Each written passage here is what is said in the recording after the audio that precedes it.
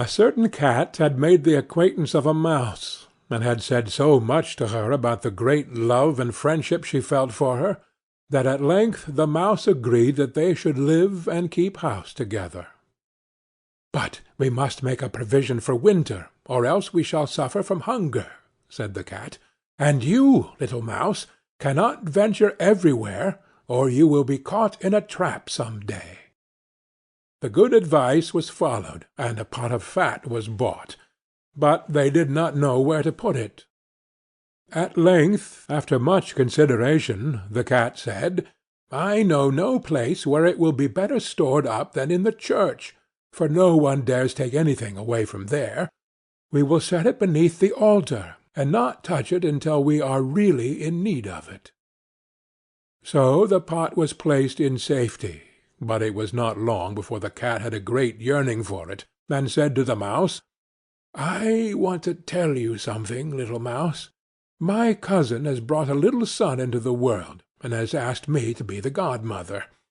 He is white with brown spots, and I am to hold him over the font at the christening. Let me go out to-day, and you look after the house by yourself." "Yes, yes," answered the mouse, "by all means go, and if you get anything very good to eat, think of me. I should like a drop of sweet red christening wine myself." All this, however, was untrue. The cat had no cousin, and had not been asked to be godmother. She went straight to the church, stole to the pot of fat, began to lick it, and licked the top of the fat off. Then she took a walk upon the roofs of the town, looked out for opportunities, and then stretched herself in the sun, and licked her lips whenever she thought of the pot of fat, and not until it was evening did she return home. "Well, here you are again," said the mouse. "No doubt you have had a merry day." "All went off well," answered the cat. "What name did they give the child?" "Top off," said the cat, quite coolly. "Top off!" cried the mouse. "That is a very odd and uncommon name. Is it a usual one in your family?" "What does it matter?" said the cat. "It is no worse than Crumb-stealer, as your godchildren are called." Before long the cat was seized by another fit of yearning. She said to the mouse, "You must do me a favour, and once more manage the house for a day alone. I am again asked to be a godmother, and as the child has a right ring round its neck, I cannot refuse." The good mouse consented, but the cat crept behind the town walls to the church, and devoured half the pot of fat.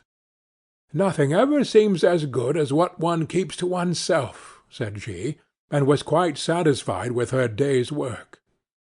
When she went home, the mouse inquired, "And what was the child christened?" "Half done," answered the cat.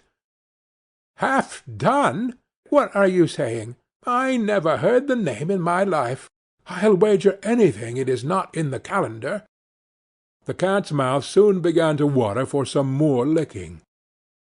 "All good things go in threes," said she. "I am asked to stand godmother again. The child is quite black, only it has white paws, but with that exception it has not a single white hair on its whole body. This only happens once every few years. You will let me go, won't you?" "Top off, half done," answered the mouse.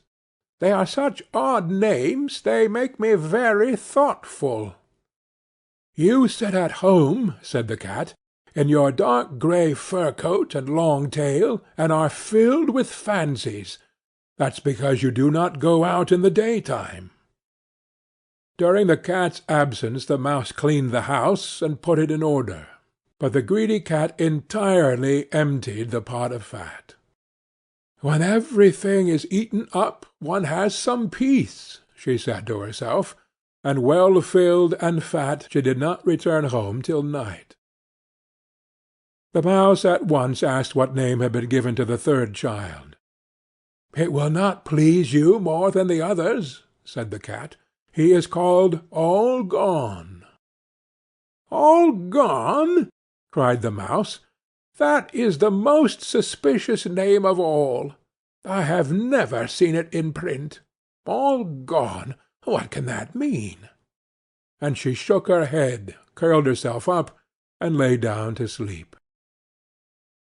From this time forth no one invited the cat to be godmother, but when the winter had come, and there was no longer anything to be found outside, the Mouse thought of their provision, and said, "Come, cat, we will go to our pot of fat which we have stored up for ourselves. We shall enjoy that."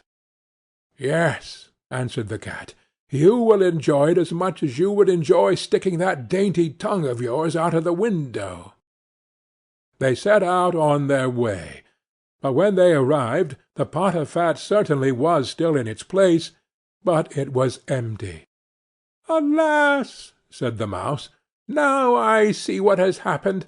Now it comes to light. You are a true friend. You have devoured all when you were standing godmother. First top off, then half done, then—" "Will you hold your tongue?" cried the cat. "One word more, and I will eat you too." All gone was already on the poor Mouse's lips.